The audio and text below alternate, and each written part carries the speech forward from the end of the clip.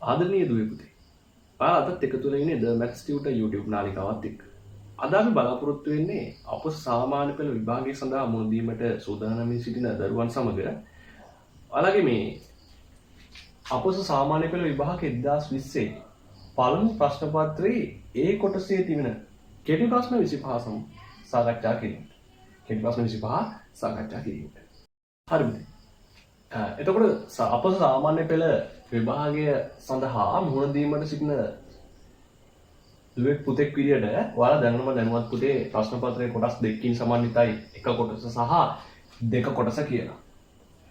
එතකොට ඔයාලා දන්නවා මේ එක කොටසේ පුතේ ප්‍රශ්න පත්‍රයේ නැවතත් කොටස් දෙකකට බෙදෙනවා A සහ B කියලා. එතකොට part A එකේ පුතේ කෙටි ප්‍රශ්න 25ක් ඒ වගේම part B එකේ ව්‍යුහගත රචනාමය ගැටලු 5කට ඔයාලා මුහුණ දෙන්න සූදානමින් ඉන්නවා. මේක නොදැනුවත් කෙනෙක් කවුරු හරි දැනටත් සහභාගී වෙනවා නම් තමයි චුට්ටක් මේ දැනුවත් කරේ. ඒතකොට කෙටි ප්‍රශ්නයකට ලකුණු 2 ගානේ ලකුණු 50කුත්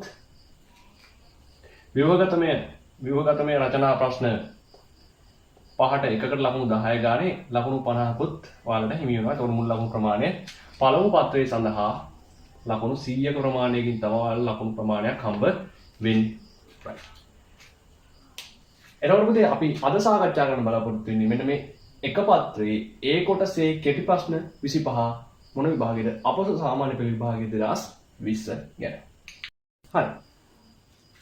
අපි බලමු පුතේ පළවෙනි ගාන. නිවසක මාසික දුරකථන භාවිතය සඳහා ගාස්තුව රුපියල් 1500කි. එකතු කළ අගය මත බදු. එහෙම නැත්නම් අපි ඒක හඳුන්වනවා පුතේ වැට් බද්ද කියලා. වැට් වශයෙන් ඊට තවත් රුපියල් 180ක් එකතු කරනු ලැබේ. ඒ අනුව එකතු කළ අගය මත බදු අය කරනු ලබන ප්‍රතිශතය සොයන්න. එතකොට 2020 සාමාන්‍ය පෙළ අපොස සාමාන්‍ය පෙළ විභාගයේ පළමු ප්‍රශ්න පත්‍රයේ මුල්ම ගැටලුව විදිහට වාට ලැබුණේ මෙන්න මේ වැට් බද්ද සම්බන්ධ කෙටි ප්‍රශ්න. එතකොට පුතේ මෙන්න මේ වැට් බද්ද සම්බන්ධ කෙටි ප්‍රශ්න ගැන කතා කරන්න ගියාම අපි ඉස්සෙල්ලා ප්‍රතිශතය ගැන චුට්ටක් කතා කරමු. ප්‍රතිශතයක් කියන එක පුතේ ඕනෑම දෙයක් ප්‍රතිශතයක් බවට පත් කරන්න කලින් අපි මුළු මුදලේ භාගයක් විදිහට දක්ව ගන්න වැඩේ හරියි. මුළු මුදලේ භාගයක් විදිහට. එහෙම නැත්නම් මෙහෙම අර්ථ දක්වන්නම් මම. දැන් මෙයාට 180ක වැට් බද්දක් තමයි පුතේ අය කරලා තියෙන්නේ. නමුත් මේ 180 කියන වැට් බද්ද අය කරලා තියෙන්නේ කීයක් වටින බිල්පතක් සඳහාද? අන්න එතන තේරුම් ගත්තා නම් වැඩි ලේසි වලට. 180ක් කියන රුපියල් 180ක වැට් බද්දක් අය කරලා තියෙන්නේ බිල්පතේ වටිනාකම රුපියල් 1500ක් සඳහා.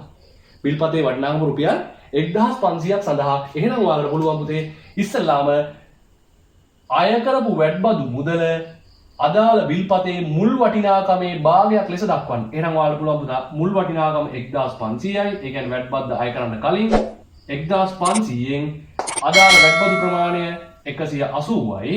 දැන් මේ දක්වලා තියෙනවා පුතේ අදාළ වැට් බදු ප්‍රමාණය බිල්පතේ මුල් වටිනාකමට දරන අනුපාතය. දැන් මේ අනුපාතය අපි දන්නවා පුතා ප්‍රතිශතයක් බවට පත් කරන්න නම් 100ට 100න් පහසුවෙන් ගුණ කළ හැකියි. එහෙනම් ඔයාලට පුළුවන් මේක සුළු කරලා දාගන්න පුතා. මේ බිඳුවට බිඳුවක්, මේ බිඳුවට බිඳුවක්. එතකොට 180 බෙදෙන්න ඕනේ පුතේ 15. 180 බෙදෙන්න ඕනේ 15න්. 18ට 15 වේවා තියෙනවා පුතේ එකක්. එතකොට එන්නේ ප්‍රතිශතයක් නිසා රුපියල් දාන පෙළඹෙන්න එහෙම එපා. 18ට 15 වේවා 1යි. ඉතුරු තියෙනවා පුතේ 3ක්. 30ට 15 ඒවා 2යි. ඒ කියන්නේ 100ට 12ක බදු ප්‍රතිශතයක් තමයි අය කරලා තියෙන්නේ. දෙවෙනි ගැටලුව ජ්‍යාමිතිය සම්බන්ධ ගැටලුවක් අපි ගාන කියවලිමු. රූපයේ දී ඇති තොරතුරු අනුව x අගය සොයන්න. රූපයේ දී ඇති තොරතුරු අනුව x අගය සොයන්න. තොර x කියලා ඔයාලා ලකුණු කරලා තියෙනවා පේනවා නේද පුතේ? මෙන්න මේ ABC කෝණයේ විශාලත්වය තමයි අංශක x කියලා ලකුණු කරලා තියෙන්නේ. එතකොට x වල අගය හොයාගන්න අපිට තියෙන ලේසිම ක්‍රමය තමයි අපිට පුළුවන් පුතේ අපි පොඩි කාලේ ඉගෙන ගත්ත 9 වසරේදී එහෙම නැත්නම් 8 වසරේදී ඉගෙන ගත්ත සහ 10 වසරේදී ඉගෙන ගත්ත ප්‍රමේයන් දෙකක් භාවිතයෙන් අපිට මේකට ඉතාමත් පහසුවෙන් විසඳන්න පුළුවන්. ඉතින් ඔයාලා දන්නවා පුතේ 10 වසරේ ඉගෙන ගත්ත කාරණයක් අනුව සම ද්විපාද ත්‍රිකෝණ ප්‍රමේයයට අදාළ සම ද්විපාද ත්‍රිකෝණ ප්‍රමේය කොහොමද සඳහන් වෙන්නේ පුතේ? සමාන පාදවල සම්මුඛ කෝණ විශාලත්වයෙන් සමානයි. එහෙනම් මෙන්න මේ පාද දෙක AB සහ AC පාද දෙක විශාලත්වයෙන් සමාන නිසා නැත්නම් දිගින් සමාන නිසා AB ට සම්මුඛ පාද කෝණය වෙච්ච ACB කෝණයට AC පාදයට සම්මුඛ වෙච්ච ABC කෝණය විශාලත්වයෙන් සමාන වෙනවා. එහෙනම් ඔයාලට දක්වන්න පුළුවන් පුතේ මේ කෝණයත් අංශක x කියලා. මේකට හේතුව දක්වනවා නම් මේකට හේතුව පුතේ මොකද්ද? සම ද්විපාද ත්‍රිකෝණ ප්‍රමේය. මම කෙටියෙන් මෙහෙම දක්වනවා. සමද්විපාද ත්‍රිකෝණ ප්‍රමේය. දැන් ඔයාලට පුළුවන් මෙන්න මේ BCD යන සරල රේඛාවක් බැවින් BCA කෝණය සහ ACD කෝණය වෙච්ච x සහ 110 x ධන 110ක් අංශක සමානයි අංශක 180යි පුතේ. මේකට හේතු දක්වන්න අවශ්‍ය නැහැ. මොකද හේතුව මේක කෙටි ප්‍රශ්න පත්‍රයේ ගැටලුවක් නිසා හේතු දැක්වීම අනිවාර්යයි. නමුත් දක්වනවා නම් ඔයාලට තේරෙන්න දක්වනවා නම් මේක සරල කෝණයක් බැවින් නැත්නම් සරල රේඛාවක් මත පිළිබද්ධ කෝණ මම කෙටියෙන් දක්වන්න සරල කෝණයක්.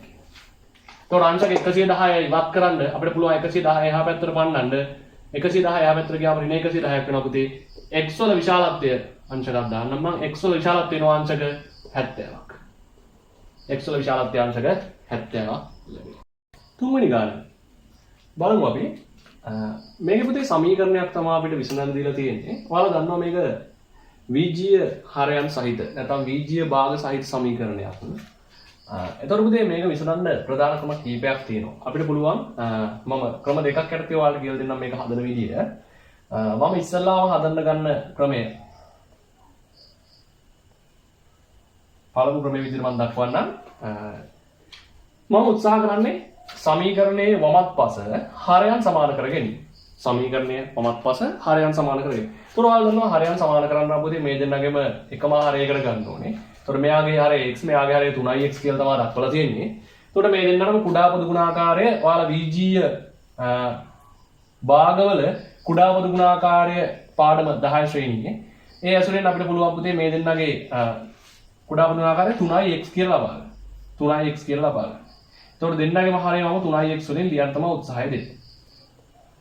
එතකොට අපි දන්නවා භාග සංඛ්‍යාවකට පොදු හරය ගත්තී 3x බෙදෙන්න ඕනේ පුතේ x ගෙන්.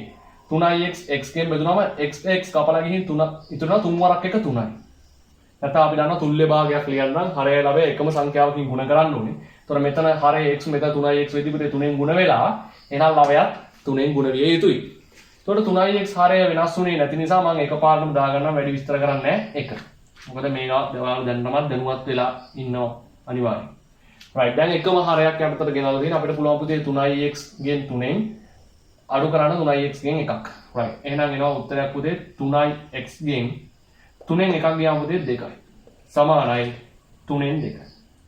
දැන් ඔයාලට පේනවා ඇති සමානතාවයේ දෙපස්සම එකම හරයක් යටට ගෙනල්ලා තියෙනවා. සමානතාවයේ දෙපස්සම එකම හරයක් යටට ගෙනල්ලා තියෙනවා. එතකොට අපිට පුළුවන් මෙතන ඉඳලා අපි දන්න විශේෂී ගණිත කර්මයක් සිද්ධ කරන්න. අපි ඒකට කියනවා හරස් ගුණිතය. එතකොට මෙයාගේ වම් පැත්තේ හරය මේ පැත්තට ලවයක් විදියට මේ දකුණු පැත්තේ හරය මේ පැත්තට ලවයක් විදියට එහෙම නැත්නම් මෙහෙම හරස් අතර ගුණ කිරීමක් සිද්ධ වෙනවා. 3 වරක් 2 6යි. 3x 2ෙන් ගුණ වුණාම 6ix. අපි දන්නවා පුතේ x වල ආගේ හොයාගන්න නම් x උක්ත වෙන්න ඕනේ. උක්ත වෙනවා කියන්නේ එයාගේ සංගුණකයේ ධන එකක් විය යුතුයි. එහෙනම් මෙයා 6ෙන් බෙදෙන්න ඕනේ. 6ෙන් බෙදනකොට මෙයාත් 6ෙන් බෙදෙනවා. එහෙනම් එනවා ඔයාලට උත්තරයක් x සමානයි අගය 1ක්. x සමානයි අගය 1ක්. අපි බලමු අනිත් ක්‍රමය. මම දෙවෙනි ක්‍රමයේ විදිහට තෝරගන්න පුතේ මේ වගේ ක්‍රමයක්.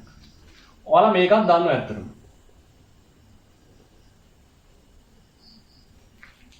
මම මේකේ උත්සාහ කරන්නේ පුතා එකපාරම මේ හරයන් සියල්ලම නැති කරගන්න. එකපාරම මේ හරයන් සියල්ලම නැති කරගන්න. එතකොට මේ ඔක්කොම හරයන් නැති වෙන්න නම් පුතේ මේ තුන් දෙනාගම කුඩාම පොදු ගුණාකාරයෙන් මෙයාලා ගුණ කරන්න ඕනේ. කුඩා පොදු ගුණාකාරය හොයන්න කොහොමද කියලා සවිස්තරාත්මකව වෙන ගානක් තියෙනවා මේ ගැටලු පේඩියම යට මම ඒකෙදි විස්තර කරන්නම්. දැනට අපි පොඩ්ඩක් වේගෙන් යන්. මොකද මේකේ කුඩා පොදු ගුණාකාරය වගේ මහ ලොකු අමාරු දෙයක් නෙවෙයි. එතකොට මෙයාට x සාධකයක් ඉන්නේ. මෙයාට ඉන්නවා 3 වරක් x කියන සාධකය. මෙයාට ඉන්නවා 3. එතකොට මේ ඔක්කොම කුඩා පොදු ගුණාකාරය විදිහට අපිට ගන්න වෙන පුතේ 3x කියන සාධකය. 3x කියන සාධකය. එහෙනම් මම සියලුම පද ගුණ කරනවා කාගෙන්ද 3x ගෙන්. සියලුම පද ගුණ කරනවා 3x ගෙන්. එහෙනම් මම මෙන්න මෙයාව ඉස්සෙල්ලාම 3x ගෙන් ගුණ කරනවා. 3x ගෙන් ගුණ කරනවා 1 බෙදීම x සමයි. ඍණ 3x ගෙන් ගුණ කරනවා පුතේ 1 බෙදීම 3x සමානයි 3x ගෙන් ගුණ කරනවා 2 බෙදීම 3 නැත්නම් 3ෙන් 2. දැන් අපිට පුළුවන් මේකේ සුළු කිරීමක් චුට්ටක් කරන්න. ඒතකොට අඩු කිරීම, එකතු කිරීම, එහෙම නැත්නම් අඩු කිරීම කරන්න කලින් අපි දන්නවා ගුණ කිරීම කරන්න ඕනේ අපිට අනිවාර්යෙන්. එහෙනම් මේ x ට මේ x අකුර කපලා යනවා. 3 වරක් එක 3යි. ඍණ 3x ට 3xම කැපිලා යනවා පුතේ ඉතුරු වෙන්නේ 1ක්. සමානයි මෙතන බලන්න 3ට 3 ඉලක්කම කැපිලා යනවා x වරක් 2 2x 3න් එකක් ගියාම 2යි සමානයි 2x දෙපැත්ත බෙදනවා 2කින් උත්තරයක් එනවා පුතේ x සමානයි 1යි. එතකොට අදාළ පියවරවල වලට සුළු කරලා තියෙන්නේ අපි. එතකොට පියවර සුළු කිරීමට ලකුණු හම්බ වෙනවා. ඔයාලා මතක තියාගන්න පියවරවල ලකුණක් දෙනවා අනිවාර්යෙන්. ඒකෙන් අවසාන පිළිතුරට ලැබෙන්නේ එක ලකුණයි. ඒ වගේම අවබෝධයෙන් අවධානයෙන් ඉන්න අනිවාර්යෙන් පියවර 90 තමයි ගැටලු විසඳන්න ඕනේ. මොකද ඔකේ ඉඩ කියලා තියෙන්නේ ඔයාලට. ඒ අදාළ පියවර ටික ලියන්න. ඒකෙන් අදාළ පියවර වලටම ලියන්න නැත්තම් ප්‍රශ්නයක් වෙයි. සමහර විට ඔයාලා උත්තර ලියලා සමහර ලකුණු නැති වෙයි. x සමාන 1 විතරක් තිබ්බත් ප්‍රමාණවත් නැත. ඒකත් හොඳට මතක තියාගෙන ඉස්සරහ ගණන් වලදී වැඩ කරනවා. 10 ශ්‍රේණිය ප්‍රතිලෝම සමානුපාති පාඩම සම්බන්ධ ගැටලුවක්. බලමු අපි 4 වෙනි ගාන පුතේ. මිනිසුන් 4 දෙනෙකුට වැඩක් කිරීමට දින 6ක් ගත වේ යයි අස්තමේන්තු කර ඇත. මිනිසුන් 4 දෙනෙකුට වැඩක් කිරීමට දින 6ක් ගත වේ යයි අස්තමේන්තු කර ඇත. ඔවුන් දින 3ක් ඒ කියන්නේ පුතේ හරියටම මෙම වැඩ ප්‍රමාණයෙන් භාගයක්. ඒක ඔයාලා දකින්න හොඳට. මොකද මුලින්ම කියන්නේ දින 6ක් ගත වෙනවා කියලා තමයි මුළු වැඩේට. එතකොට ඔවුන් දින 3ක් වැඩ කරා කියන්නේ පුතේ සම්පූර්ණ වැඩ ප්‍රමාණයෙන් හරියටම අඩක් නිම කරලා තියෙනවා. සම්පූර්ණ වැඩ ප්‍රමාණයෙන් හරියටම අඩක් නිම කරලා තියෙනවා. right. ඒක අපි ඉස්සරහට ඕනේ. අපි බලමු මොකක්ද ඒ කාරණේ කියලා. right. දින 3ක් වැඩ කිරීමෙන් පසු එම වැඩ ප්‍රමාණය සිද්ධ කිරීම තවත් මිනිසුන් දෙදෙනෙක් මෙම කණ්ඩායමට එක් වූයේ නම් එම වැඩේ තව දින කීයකින් නිම කළ හැකිද? එතකොට අහන්නේ අර දවස් 3 ගෙවුනට පස්සේ තවත් දින කීයකින් වැඩේ නිම කරන්න පුළුවන්ද? මොකද හේතුව දින 6ක් ගත වෙනවා කියලා කිව්වා මුලින්. එතකොට ඔවුන් දින 3ක් ගත කරා කියන පුතේ තව වැඩේ දවස් 3ක් ඉතුරුයි. තව වැඩේ දවස් 3ක් ඉතුරුයි. එහෙනම් ඔයාලට පුළුවන් ඉතිරි වැඩ ප්‍රමාණය හොයාගන්න. ඉතිරි වැඩ ප්‍රමාණය. ඔයාලට ඔය දීලා තියෙන චූටි ඉඩ ප්‍රමාණය මේක ලියන්න ඕනේ පුතේ. ඉතිරි වැඩ ප්‍රමාණය. එතකොට පේපර් එක බලන මිනිස්යාගේ නැත්නම් උත්තරපත්‍ර පරීක්ෂකයාගේ ඉඩ දැනා ගැනීම කියන එක ඉතාමත් වැදගත්. පිරිසිදුව පැහැදිලිව ලියන්න ඒක නිසා. ඉතිරි වැඩ ප්‍රමාණය සමානයි පුතා මිනිසුන් කී දෙනෙක්ද වැඩ කරේ? මිනිසුන් 4 දෙනෙක්. එතකොට මිනිසුන් 4 දෙනෙකුට දින 3කට සෑහෙන වැඩ ප්‍රමාණයක් තව ඉතුරුයි. එහෙනම් මිනිස් දින කීයක වැඩ ප්‍රමාණයද පුතේ ඉතුරු වෙන්නේ? මිනිස් දින 12ක වැඩ ප්‍රමාණයක් ඉතිරි. right. එතකොට මෙන්න මේ මිනිස් දින 12ක වැඩ ප්‍රමාණය සිද්ධ කරන්න ඊළඟට තව දෙන්නෙක් එකතු වෙනවා. ඒ කියන්නේ මිනිස්සු 4 දෙනෙක් නෙවෙයි දැන් ඉන්නවා 6 දෙනෙක්. එහෙනම් පුතේ 6 දෙනා අතරේ මේ වැඩ ප්‍රමාණය දැන් බෙදලා යන්න ඕනේ. එහෙම අපිට ලියන්න පුළුවන්. එම නිසා ගතවන දින ගණන. එම නිසා ගතවන දින ගණන කොච්චරද පුතේ? මිනිස් දින 12 මිනිස් දින 12 බෙදලා යන්න ඕනේ මම පුතාලා කීයෙන්ද? අදාළ මිනිසුන් ගණන මිනිසුන් 4ක් නෙවෙයි මිනිසුන් 6ක්. මොකද හේතුව මිනිසුන් දෙන්නෙක් එකතු වුණා. මිනිසුන් 6යි. මිනිසුන් 6යි. එහෙනම් අපිට පුළුවන් මිනිසුන් 6න් මේක බෙදලා දාන්න. ඔයාලා ලස්සන උත්තරයක් එනවා පුතේ. දින කොච්චරද? දින 2යි. දින 2යි. එහෙනම් අදාළ වැඩ ප්‍රමාණය නිම කිරීම සඳහා තව දින 2ක් ගත වේ. පස්වෙනි ගැටලුව. පස්වෙනි ගැටලුව දිහා බලද්දී ඔයාලට වෙනති පයිතගරස් සම්බන්ධය අදාළ ගැටලුවක් තමයි පුතේ පස්වෙනි ගැටලුව විදිහට අපිට ලැබිලා තියෙන්නේ. අපි ගාන කියමු රූපයේ ABC ඍජුකෝණික ත්‍රිකෝණයේකී ABC යන ඍජුකෝණික ත්‍රිකෝණයේකී දියති තොරතුරු අනුව x කියාගේ සොයන්න. එතකොට x ඉන්නේ පුතේ සම්පූර්ණ පාදයක් විදියට නෙවෙයි පාදයකින් යම්කිසි කොටසක් විදියට. පාදයකින් යම්කිසි කොටසක් විදියට. එතකොට මේකත් ඔයාලට පුතා මේ පයිතගරස් සම්බන්ධය චුට්ටක් මතක් කරනවා නම් හැබැයි මම මතක් කරන්නේ බොරු ප්‍රමේය. සමාන බොරු සම්බන්ධය. මොකද්ද බොරු සම්බන්ධය? බොරු සම්බන්ධය පුතේ ඍජුකෝණයට ඉස්සරහා ඉන්නේ කරණය. ඒක බොරු නෙවෙයි අම්මෝ. කරණයේ වර්ගයේ සමානයි ඉතිරි බද්ධ පාද දෙකේ වර්ගයන්හි අයිති කියලා තමයි අපි බොරුවට ඉගෙන ගන්න. ගාන හදන්න ලේසි වෙන්න. නමුත් ඇත්තම ප්‍රමේය තියෙන විතර නෙවෙයි. කරණයේ මත ඇඳි සමචතුරාශ්‍රයේ වර්ගඵලය ඉතිරි බද්ධ පාද යුගලයේ මත ඇඳි සමචතුරාශ්‍රයන්ගේ වර්ගඵලයේ ඓක්‍යයට සමානයි. එතනින් තමයි පුතේ අපිට ප්‍රමේය සම්බන්ධය ලැබෙන්නේ. පයිතගරස් සම්බන්ධය. එහෙනම් අපි ගැටලුව හදන්න අපි පහසු එකක් තෝරගෙන ඉන්න කොහොමද? කර්ණයේ වර්ගයේ සමානයි ඉතිරි බද්ධ පාද දෙකේ වර්ගයන්ගේ ඓක්‍ය. right. මම එහෙමනේ. ඒ අර්ථයෙන් හදනකොට මේ ගැටලුව හදන්නත් ක්‍රම දෙකක් තියෙනවා. එකක් තමයි ඔයාලට පුළුවන් AC පාදේ දන්නේම නැහැ. AC පාදේ දන්නේම නැහැ කියලා AC පාදයේ දිග මුලින් හොයාගන්න. ඊට පස්සේ එතනින් සම්බන්ධතාවයක් ගොඩනගන්න x එකතු කිරීම 7 සමානයි ආපු මල නම් මල කියලා මම සඳහන් කරේ අපි හොයාගත්ත දිග ප්‍රමාණය. අපි දන්නේ මොකක්ද කියලා. තාම හොයාගත්තේ නැති නිසා. ඔයාලා දන්නවා දැනටමත් එන්නේ උත්තරේ මොකක්ද කියලා. මම විස්තර කිරීමක් කරන්න චුට්. තාම උත්තර දන්නේ නැති විදියට. එතකොට x එකතු කිරීම 7 සමානයි මෙන්න මේ AC පාදය. මම ලයින් කරමු. දැන් ඔයාලට තරහ ගියොත්වා AC පාදය. එතකොට AC පාදේ දිග දන්නවා නම් x වල අගය හොයාගන්න පුළුවන්. එහෙනම් මම AC පාදේ නොදන්නා ගානට තමයි යන්නේ. එහෙනම් පුතේ ඍජු කෝණයට ඉදිරියෙන් එහෙම නැත්නම් සම්මුඛ වෙච්ච පාදය අපි හඳුන්වනවා කර්ණය කියලා. AC ගේ වර්ගය සමානයි AB වර්ග ධන BC වර්ග.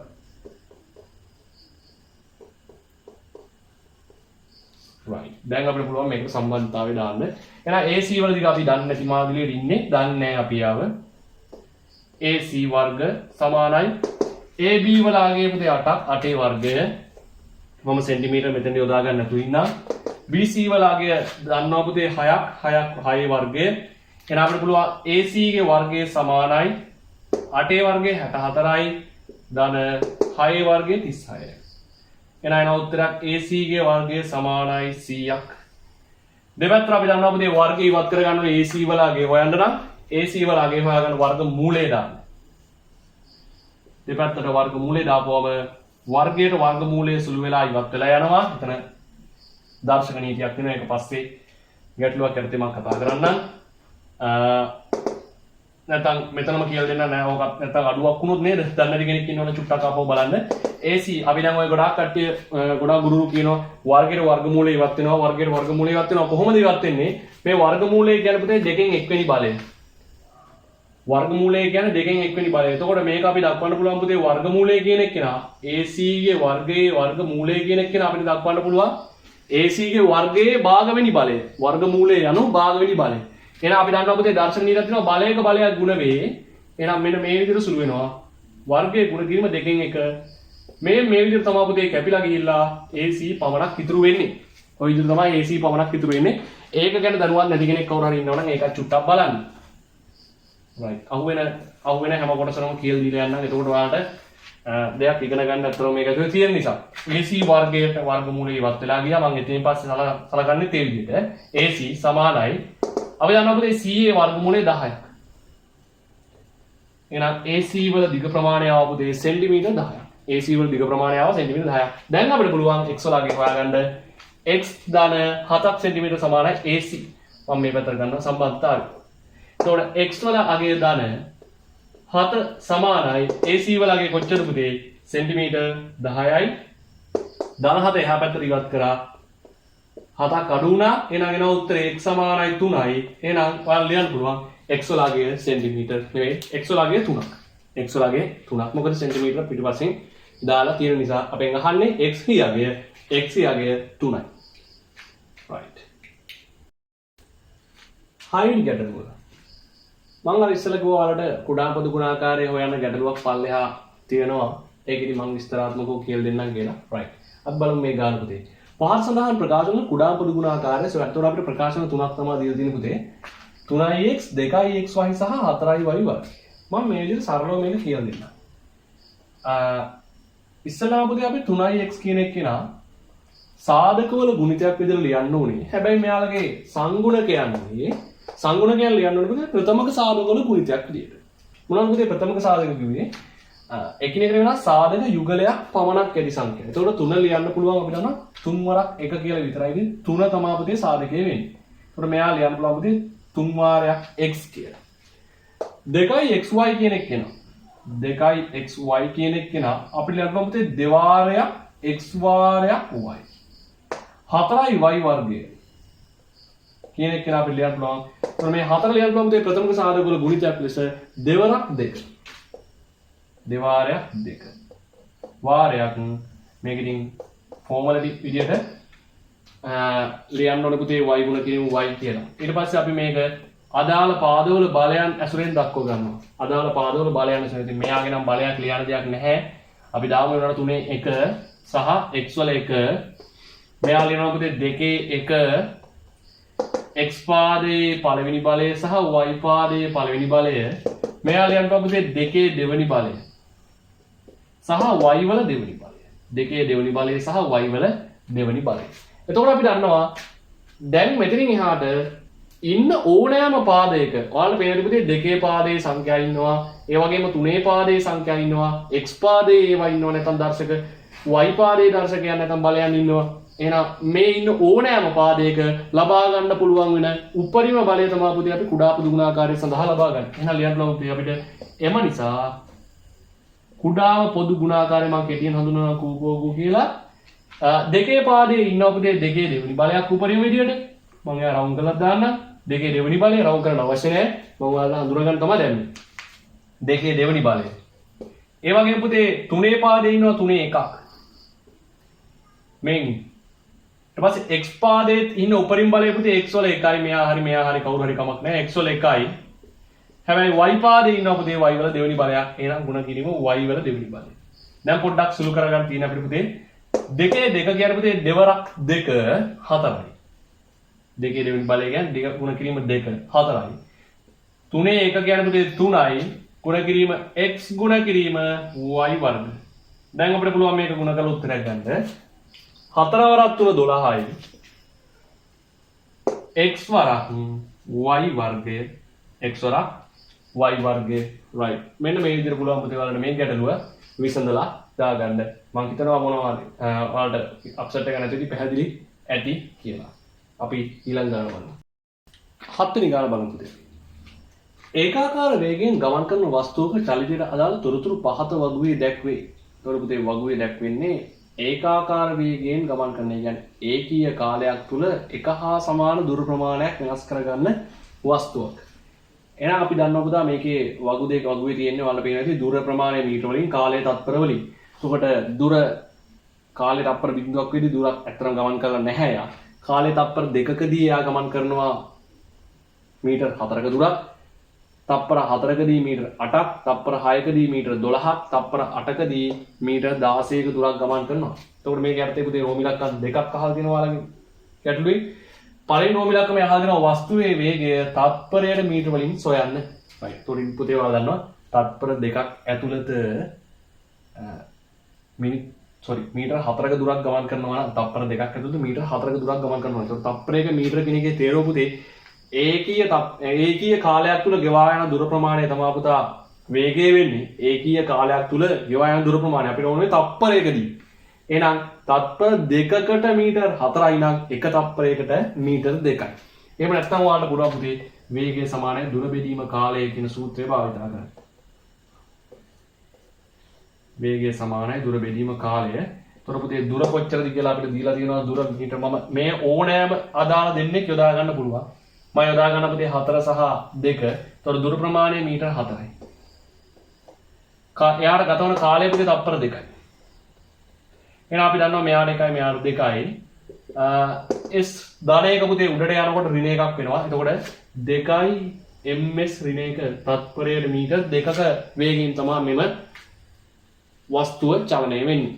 right. එතකොට මෙන්න මේ වේගයෙන් තමයි චලනය වෙන්නේ. රෝමිලකම් දෙකේ අහනවා එම වේගයෙන් ඒ කියන්නේ තත්පරයට මීටර 2ක වේගයෙන් වස්තුවට මීටර 22ක් යාමට ගතවන කාලය. අනේ පුතේ ඉතින් මේ වේගයෙන් මෙච්චර දුරක් යාමට ගතවන කාලය නම් පුතා අදාළ දුර ප්‍රමාණය මේ වේගයෙන් බෙදලා යන්න ඕනේ. එහෙම නැත්නම් ඔයාලට පුළුවන් ආයෙත් වේගය සමානයි දුර බෙදීම කාලය අරගන්න.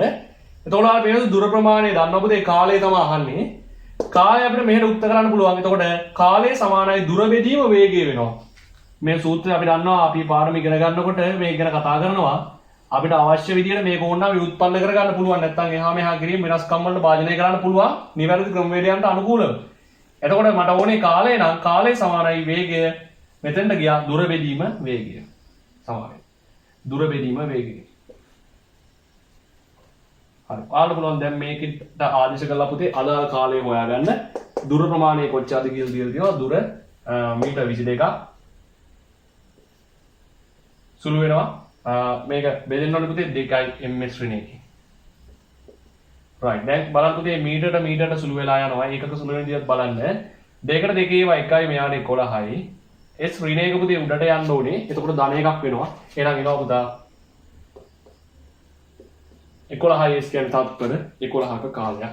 එහෙනම් ඔයාලට පුළුවන් ඉතාමත් සරලව මේක අඩුව වේගය හා දුර හා වේගය සම්බන්ධ නැත්නම් දුර හා කාලය සම්බන්ධ ගැටලුවක් මේක ඉතාමත් පහසුවෙන් ඔයාලා මේ වගු දැක්කම බය වෙන්න යන්න එපා. ඉතාමත් සරල දේවල් තමයි තියෙන්නේ. ඒතර වේගය කියන එක නැවතත් අර්ථ දක්වනවා නම් පුතේ මතක තියාගන්න. ඒකීය කාලයක් තුල ගෙවා යන දුර ප්‍රමාණය වේගය කියලා හඳුන්වනවා. 8 වෙනි ගානකට කුලක සම්බන්ධ ගැටලුවක් තමයි දීලා තියෙන 8 වෙනි ගාන ඉඳලා අපිට. ඒතකොට දී ඇති වෙන් රූපයේ A dash ඡේදනය B නිරූපණය කරන පෙදෙස අඳුරු කර දක්වන්න. දී ඇති රූපයේ දී ඇති වෙන් රූපයේ A dash ඡේදනය B නිරූපණය කරන පෙදෙස අඳුරු කර දක්වන්න. එතකොට පුතේ අපි තේරුම් ගන්න ඕනේ මෙන්න මේ ප්‍රකාශනයෙන් ඇත්තම ප්‍රකාශ වෙන කාරණේ මොකක්ද කියලා. A dash කියන්නේ අපි දන්නවා පුතේ අයත් නොවන බව සංකේතවත් කිරීම සඳහා dash සලකුණ ලබා ගන්නවා. ඒ වගේම මෙන්න ඡේදනය කියන සංකේතය අපි පාවිච්චි කරන්න පුතේ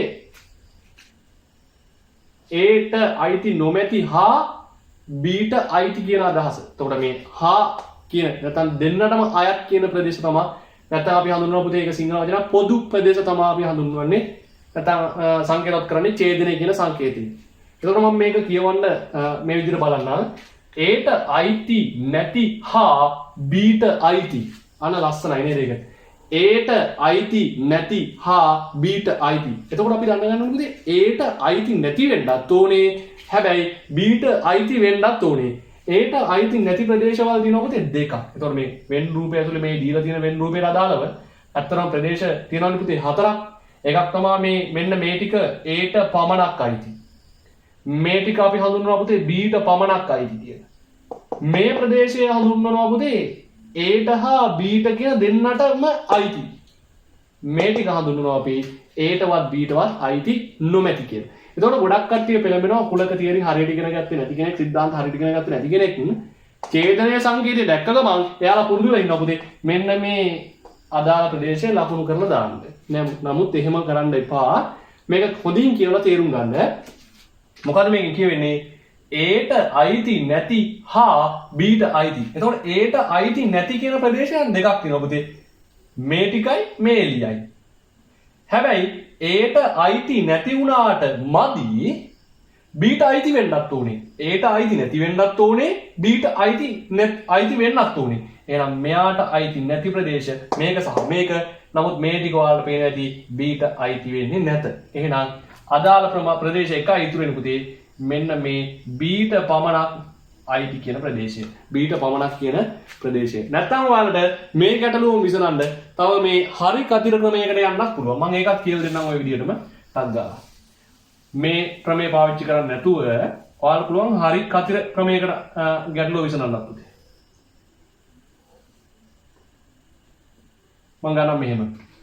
මම A ට අයිති නැති කට්ටියට දානවා පුතේ හරියක්. A ට අයිති අර දෙයම තමයි. නමුත් අපි සංකේතවත් කරන එක විතරයි වෙනස. A ට අයිති නැහැ. A ට අයිති නැත්තේ මේ ප්‍රදේශය සහ මේ ප්‍රදේශය. නමුත් B ට අයිති වෙන්න ඕනේ. B ට අයිති කියන ප්‍රදේශ දෙකයි පුතේ. මෙන්න මේ B ට පමණක් සහ දෙන්නටම අයිති කොටස. හැබැයි අපි දන්නවා ඡේදනය. ඡේදනය කියන්නේ පුතේ පොදු අවයව. පොදු කියන්නේ පුතේ දෙන්නටම අදාළ ප්‍රදේශයන් එකයි තියෙන්නේ මෙන්න මේක. ඒත් අර උත්තරේ මෙනවා. එතකොට ඔයාලා පැහැදිලිව තේරුම් ගන්න කුලක කියන පාඩම ඉතාමත් ලස්සන සහ ඇත්තම සරල පාඩමක්. මේකට වඩා පුතේ ඔයාලගේ මේ රචනා මොඩල් එකේ ගාන ඉතාමත්ම ලේසි. නමුත් ඔයාලා තේරුම් ගැනීමේ ශක්තිය සහ කුලක වලට අදාළ තියරි පාර්ට් එක හොඳට බලාගත්තා නම් කිසිම ගැටලුවක් නැහැ මේ ගැටලුවේදී මුහුණ දීමට. 9 වෙනි ගාන බලමුදා රූපේ දැක්වෙන වෘත්තයේ කේන්ද්‍රය O වේ. අනිත් මේ වෘත්තයක් සම්බන්ධ ගැටලුවක් තමයි. එනවා වෘත්ත ජ්‍යාමිතික ප්‍රමේයන් කිහිපයක් අපිට භාවිතා කරනවා මේ ගානේදී. ඒතකොට ඔයාලට පැහැදිලිව කියලා දෙනවා කේන්ද්‍රය O කියලා.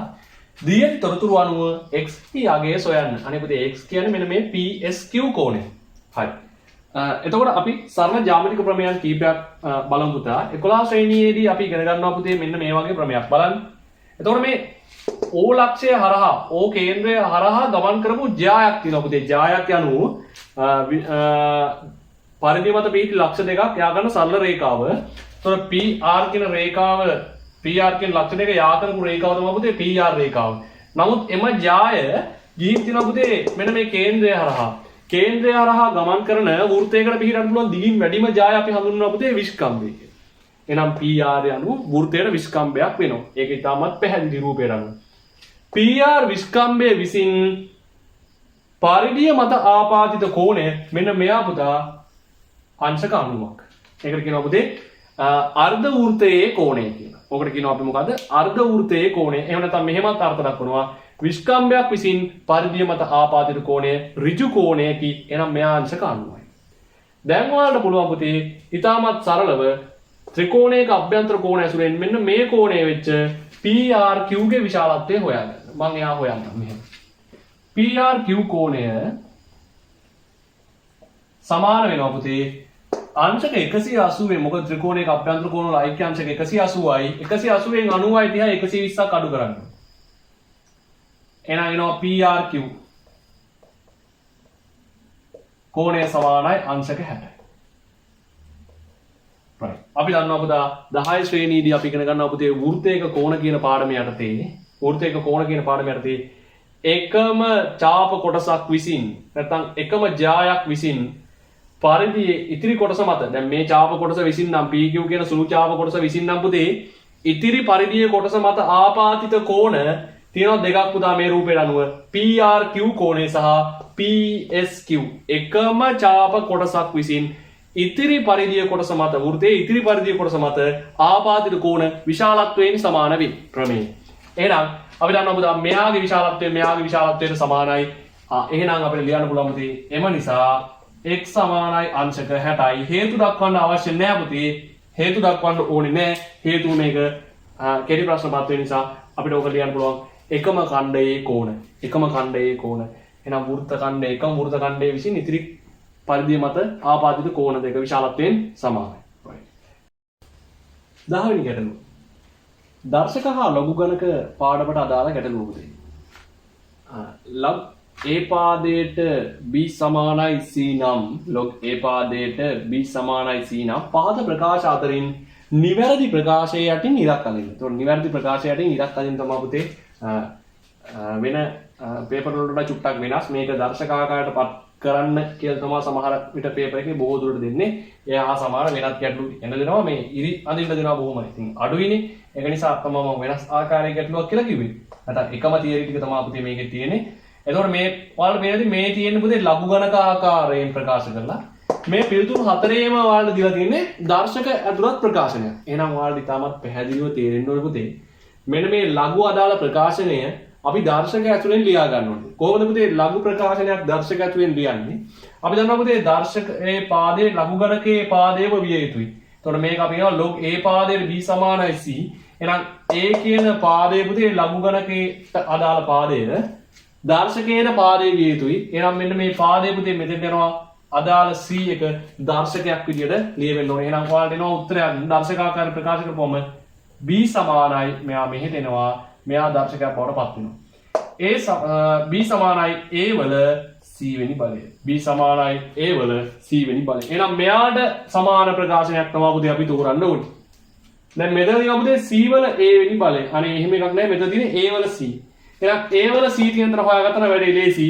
A වල C ඉන්න පුතේ මෙන්න මේ දෙවෙනි එකේ A වල C සමානයි B. දැන් ඔයාලා තර්ක කරන්න ගනි.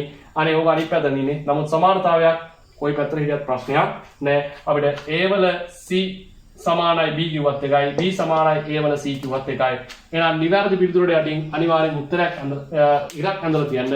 එහෙනම් අපිට පුළුවන් පිළිතුර ප්‍රෝමිලක්කන් දෙකෙන් අදාළ පිළිතුර දෙකට අදාළ පිළිතුර A වල C වෙනි බලය සමානයි B. 11 වෙනි ගැටලුව විදිහට වීජීය භාග ගුණ කිරීමේ ගැටලුවක් තමයි පුතා අපිට ලැබිලා තියෙන්නේ. එතකොට අපි දන්නවා භාග සංඛ්‍යා වීජීය භාග වේවා එහෙම නැත්නම් සංඛ්‍යාත්මක භාග ප්‍රකාශන වේවා ගුණ කරද්දී පුතේ ලවයේ සහ හරයේ එකම ගුණාකාරයේ පද සුළු කරන්න පුළුවන්. ලවයේ සහ හරයේ එකම ගුණාකාරයේ පද සුළු කරගන්න පුළුවන්. එතකොට බලමු අපි එකම ගුණාකාරයේ පද කවුද ඉන්නේ කියලා. දැන් සමහරු පෙළපෙනවා පුතේ මේකේ උත්තරේ ගන්න ඔය ලවයේ හා හරයේ සමාන ගුණාකාරයේ පද සුළු කිරීමකින් තොරව එයාලා පුරුදු වෙලා ඉන්නවා පුතේ මේ ටික ගුණ කරලා ගන්න. මොකද්ද? ලවයන් ටික වෙනම ගුණ කරනවා හරයන් ටික වෙනම ගුණ කරනවා උත්තරේ දානවා. right. ඒකන අවසාන පිළිතුරු විදිහට එයාලා බලනවා. ඒක 3 වරක් 5 15යි. x වරක් y වර්ග xy වර්ගය බෙදීම 6 වරක් y වරක් 6යි x 6 වරක් 1 6යි xy. ඔන්න ওই විදිහට පිළිතුරු දෙන්න පෙළඹිලා ඉන්නවා. එතකොට මේ පිළිතුර සඳහා ඔයාලට හිමි වෙන්නේ පුතේ ඔයාලට හිමි වෙන ලකුණු ප්‍රමාණයෙන් එකක් පමණයි. ඒ කියන්නේ ගැටලුව සඳහා ලකුණු දෙක ප්‍රමාණයක් හිමි වෙනවා. ඕකෙන් හම්බ වෙන්නේ ඔයාලට එක ලකුණක් පමණයි. එහෙනම් ඔයාලා ගැටලුව ওই විදිහට සුළු කරලා නවත්තන්න බෑ. සරලම ආකාරයේ පිළිතුරු දෙන්න ඕනේ. එහෙනම් මම මේක පොඩ්ඩක් කොහොම පැත්තකින් තියන්න. මේක ඇත්තටම සුළු කරන්න එපා පුතේ. ලකුණු දෙකක් ගන්න තියෙන තැන ඔයාලා එක ලකුණක් කරන් සෑහීමකටපත් වෙන්න ලෑස්ති වෙන්න එපා. එහෙනම් අපිට පුළුවන් දැන් මෙතන සුළු කරා මේක සුළු කරන්න කමක් නැහැ. ඊට පස්සේ හරි තුල්ලේ කරන්න ඕනේ සරලම ආකාරයට. එහෙනම් අපිට පුළුවන් පුතේ x ට x එකක් කපලා දාන්න. 3 3 ගුණාකාර 1යි 6ට 3 ගුණාකාර 2යි. y එක්කෙනෙකුට පුතේ y එක්කෙනෙක් කපලා යනවා. එහෙනම් ලවයේ අඩංගු වෙන පුතේ 1 වරක් 5යි y 5යි y. බෙදීම මෙතන 1 වරක් 2 2යි. එහෙනම් පුතේ අවසාන පිළිතුර ගන්න ලැබෙන්න ඕනේ 5යි y බෙදීම 2ක්. වෙනත් පිළිතුරු සඳහා එක් ලකුණක් නිවැරදි වෙනත් පිළිතුරක් සඳහා එක් ලකුණක් පමණයි.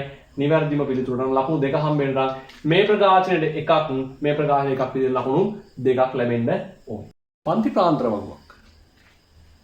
අපිට 12 වෙනි ගානේදී ලැබෙන දින පුතේ සමූහික සංඛ්‍යාත ව්‍යාප්තියක දත්ත ඇතුළත් වෙච්ච පන්ති ප්‍රාන්තර වගුවක්. ඒතර මේ පන්ති ප්‍රාන්තර වගුවේ ඔයාලා බලපුවම පුතේ ඉස්සෙල්ලා පන්ති ප්‍රාන්තරේ 5ත් 10ත් අතර දෙවන පන්ති ප්‍රාන්තරේ 11ත් 15ත් තුන්වෙනි එක්කෙනා පුතේ 16ක් 25ක් කියලා තමයි ලකුණු දෙන්නේ. එයාට අදාළ සංඛ්‍යාතය 2 3 සහ 5 ප්‍රමාණයන් මේක තුලත් වෙලා තියෙනවා. ඒතර අපි ගැටලුව ඉස්සර කියවලෙමු. සමූහික සංඛ්‍යාත ව්‍යාප්තියක කොටස් මේක දැක්වේ 11ත් 15ත් පන්තියේ. එහෙනම් මෙන්න මෙයාට අදාළ පන්තියේ. අපි අහනවා පුතේ ඉහළ පන්ති සීමාව. ඒතර පුතා පන්ති සීමාව කියලා අපි අදහස් කරන්නේ මේ දීලා තියෙන පන්ති ප්‍රාන්තරේ මෙයා අපි හඳුන්වනවා පුතේ පහළ සීමාව. මෙයා අපි හඳුන්වනවා ඉහළ සීමාව. මෙයා අපි හඳුන්වනවා පහළ සීමාව. මෙයා අපි හඳුන්වනවා ඉහළ සීමාව. එතකොට ඉහළ සීමාව අදාළව ලැබෙන්නේ පුතේ 15. එහෙනම් අපිට කියන්න පුළුවන් ඉහළ සීමාව කවුද? 15. එතකොට අපි දැනගන්න ඕනේ තව එකක් තියෙනවා පුතේ සීමාව වගේම තව එකක් කියනවා මායිම කියලා. ඇයි මායිම කියන එක වැදගත් වෙන්නේ? ඔයාලා දන්නවා ඇති පන්ති මායිම නිර්මාණය කරගද්දී පුතා මේවාට අදාළව දැන් ඔයාලා බලන්න 5 10 පන්ති ප්‍රාන්තරේ ඉවර වෙන්නේ 10න් ඊළඟ පන්ති ප්‍රාන්තරේ 11ත් 15ත් කෙනෙක් කෙනා පටන් ගන්න 11න්. එතකොට 10ත් 11ත් අතර වෙනසක් ඇතුළත්. එහෙනම් මේ වෙනස සපුරන්න පුතේ අපි මොකද කරන්නේ? මේ පන්ති නිර්මාණය කරගන්න පුතේ මේ 10ට 0.5ක් එකතු කරලා 10.5 විදියට මේකෙන් 0.5ක් අඩු කරලා එයා 10.5ක් විදියට. එතකොට මෙයා ඉවර වෙන්නේ 10.5න්. මෙයා පටන් ගන්නේ 10.5න්. එතකොට මේවා අතර පරතරයක් හිටින්නේ නැහැ. එතකොට ඔයාලා තේරෙනවද? මෙයා 10.5ක් වෙලා අඩු වෙනකොට මෙයා 15.5ක් වෙන්න ඕනේ. එහෙනම් අපෙන් අහන්නේ පුතේ අදාළ පන්ති 11ත් 15ත් අතර පහළ පන්ති මායිම මෙයාගෙන් 0.5ක් අඩු වෙලා අපිට ලැබෙන්න ඕනේ පුතේ පිළිතුර විදියට 10.5ක්. එහෙනම් පහළ මායිම එනවා කොච්චරද පුතේ? 10.5ක්. 10.5. 13 වෙනි ගැටලුව.